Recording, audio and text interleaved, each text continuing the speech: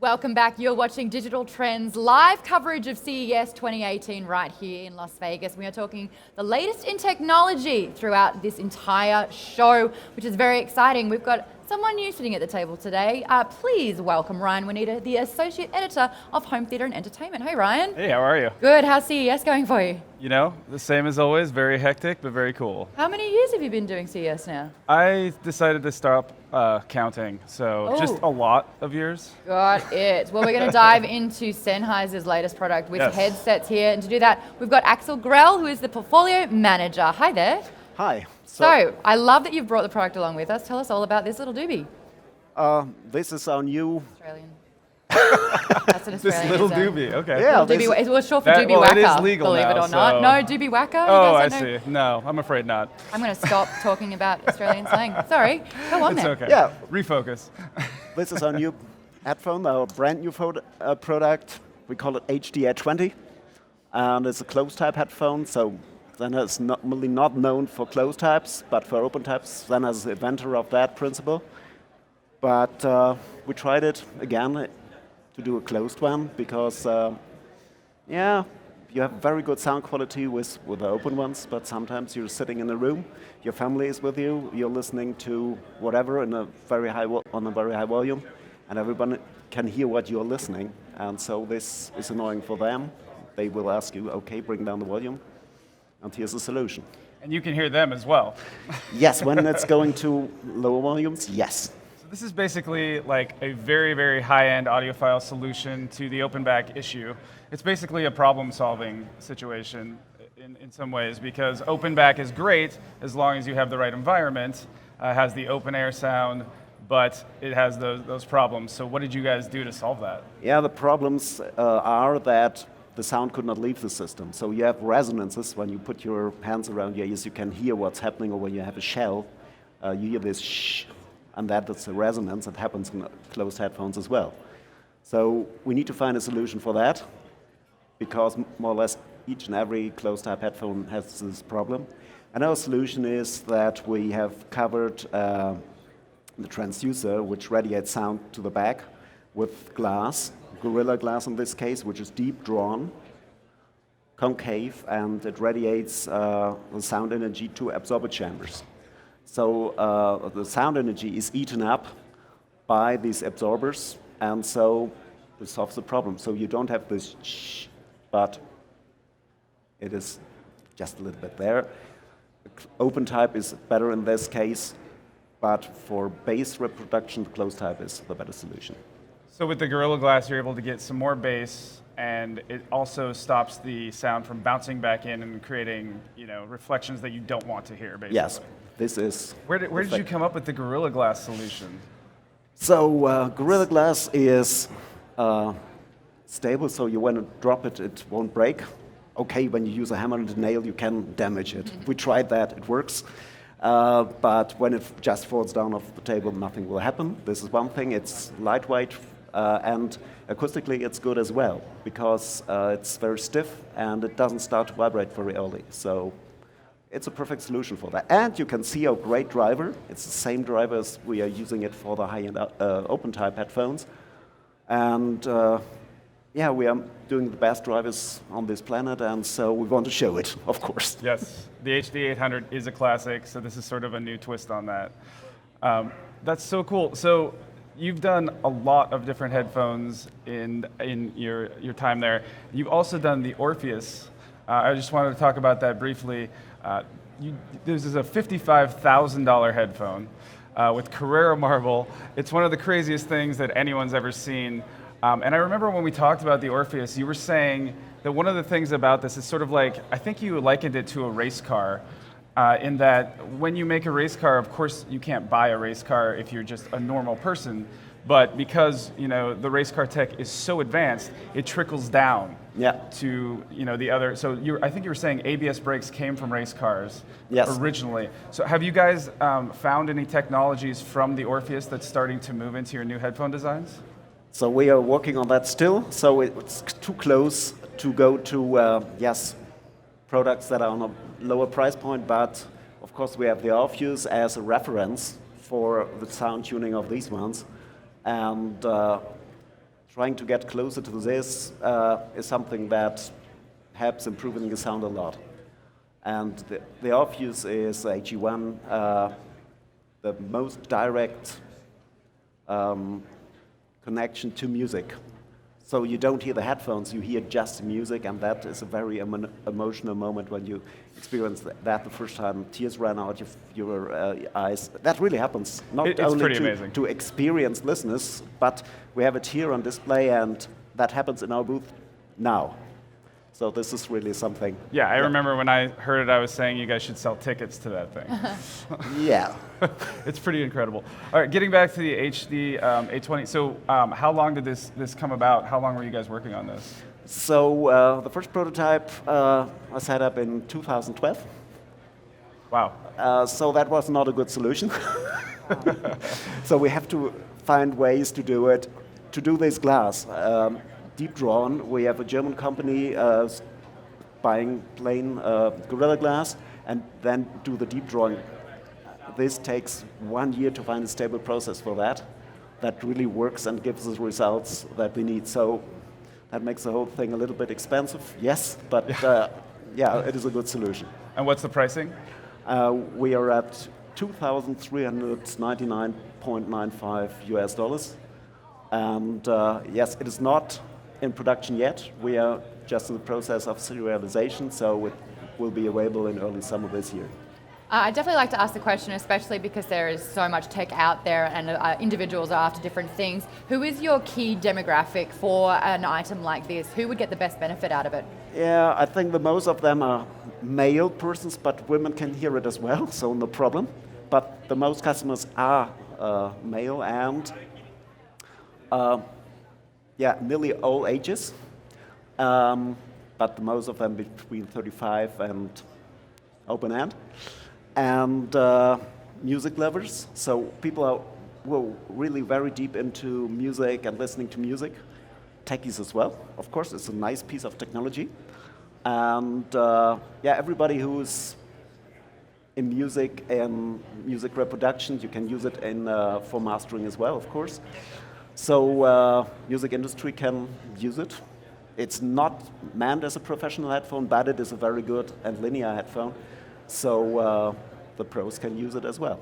So obviously when you're mastering, you're in the studio for a long time, wearing them for a long time. How important is comfort, and what have you done to ensure that it, is long durability with wearing it, doesn't hurt? Yeah, I think this is one of the, when you're listening to headphones very often for a very long time, it should not hurt here, there, and there. We have, for example, here in the middle, we have a little cutout in the headband, because when you press on your head, the most sensitive part of your head is the middle of it. It's the fontanella. It's where the bones come together. And so the pressure should not be there, but here and here, when you press there, it doesn't hurt.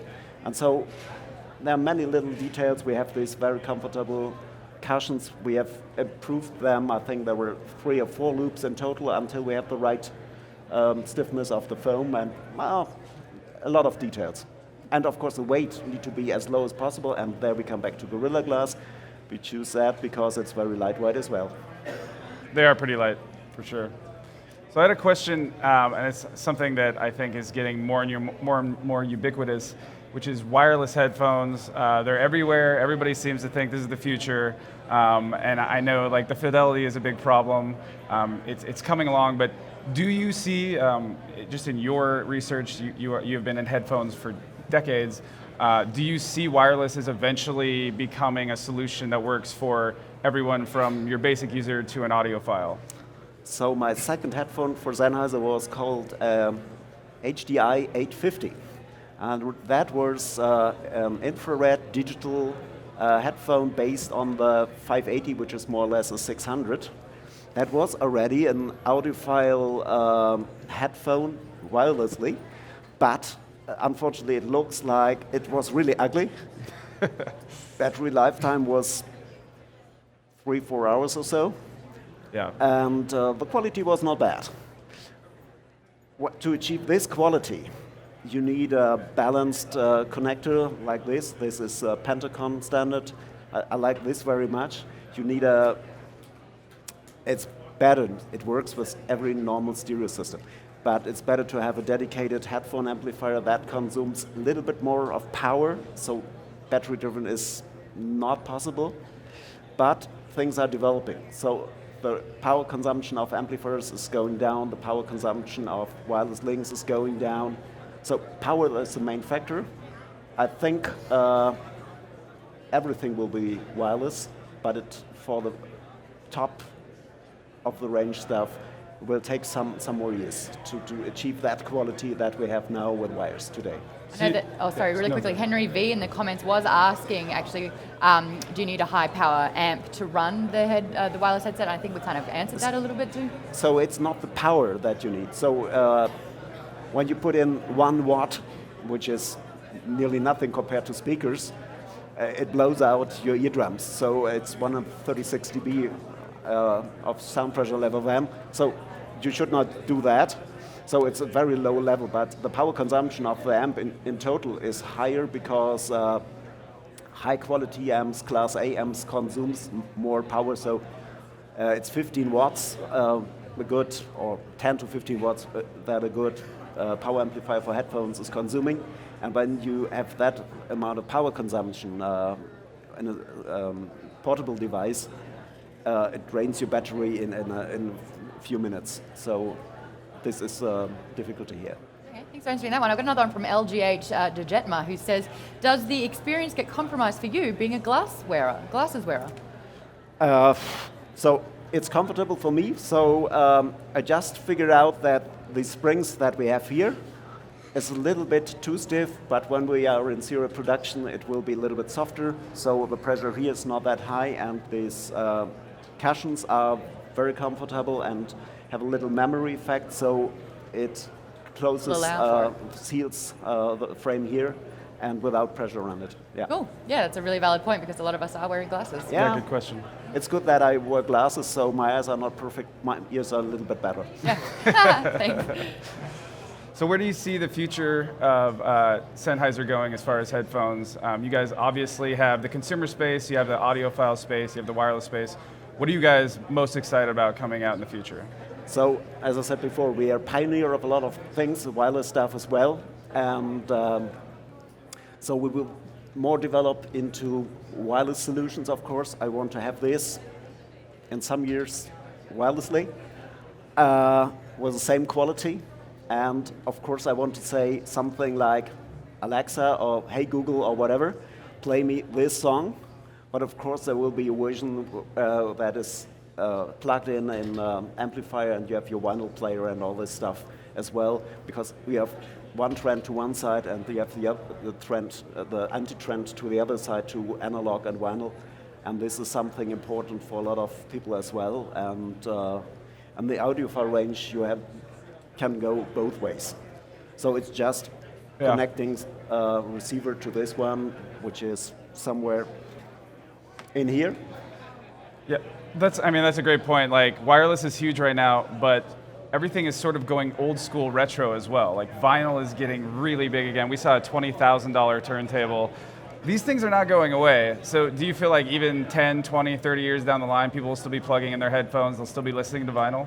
Yes, I think so, because it is a so different experience. So it is something where you slow down, you take the record out of the shelf, take it out, have a look at the nice artworks on the album, and put it on the turntable, and this is something different. So when you just say, okay Google, play this song on Spotify, that works great, that is very convenient, I like that, but when I really want to slow down, I go to my listening room, have a glass of red wine, relax. So this is my moment, and this is vinyl, this is analog. Something about the experience. And I think this is not only for me, a lot of persons enjoy that, and not only the older generation, the youngers are very much into vinyl as well. There are new recordings, new music on vinyl, and it's a different kind of sound as well. It's a different experience. I think there will be both ways in parallel. It's the retro future. Yeah. I I love it. It's like the young guns are experiencing it for the first time. It's not a nostalgic factor at all. It's brand new for them. And it's a total experience. I mean, just taking it out, like you said, taking it out, like seeing the artist's work, it's still valid, I think. And yeah, it just seems like it's going to have its own space, but wireless is still going to explode, as it already has. Yeah, and this is good because when you're traveling, when you're commuting, when you in your living room and doing things and you want to listen to music on a higher quality level, this is not a very convenient solution. That's true. I actually wouldn't mind seeing them on. Axel, would you be opposed to Ryan trying on the headset to see how they fit and feel? Yes! Yes! Unfortunately, I have no amp with me here. That's all right. Just to kind of get an idea of like how light it is and how it feels and how it looks. There you go. Check, mic, My check. mic is gone. Wow, hey, can you how hear is me? it? Super comfortable. Yeah? Nice balance on the top, and they don't really have much, there's not a lot of clamping force at all. It just kind of sits there. Actually really like the side design as well. It's like, I can see cosplayers just using that and putting it right in the middle as like a Tony Stark cosplay because it looks like his power. Yeah, so, You know what I mean? so It's a futuristic look. Yeah, the totally. idea of that look is more, look at cameras, at the lenses of cameras. Oh, This is the idea of the industrial design behind it. And yeah, because it is a lens. it is a lens. Yes, more or less. Okay, I like good it. And I point. like the transparent panel as well with the Gorilla Glass. It looks really cool. So, are these the first ever Gorilla Glass headphones in existence? I'm not 100% sure, but the only one that I It's know. hard to have I know a absolutions. lot of headphones on the market. But I'm sure that this is the only Gorilla Glass headphone with deep drawn surface. Yeah. And really durable, right? People were wondering about the Should glass I, factor. Should we perform a drop test here? Oh my gosh, what? Really? No. I get so nervous. If people want to find more about the headset and what you're showing and displaying at CES, where can people go? Okay, thank you very much. And everybody on the CES is invited to a booth to try it and Yep. to listen to it. Oh, fantastic. Yeah, where's the Sennheiser booth? Oh, SL20606. thank you. There you go. If you are at CES, you can check that one out. If not, Google is definitely your friend. You can read about these at our website, and you can check them out at Sennheiser.com as well. Yeah, so digitaltrends.com/CES is basically where you can find everything that we're talking about today, anything that's happening on the floor. The DT team is going above and beyond to collect all that information straight for you, and we will be back live coming up soon. We've got more stuff, which I'm so excited to talk about. Ryan, you going to be sticking around? I will be back. Don't go anywhere. Okay. Don't you either.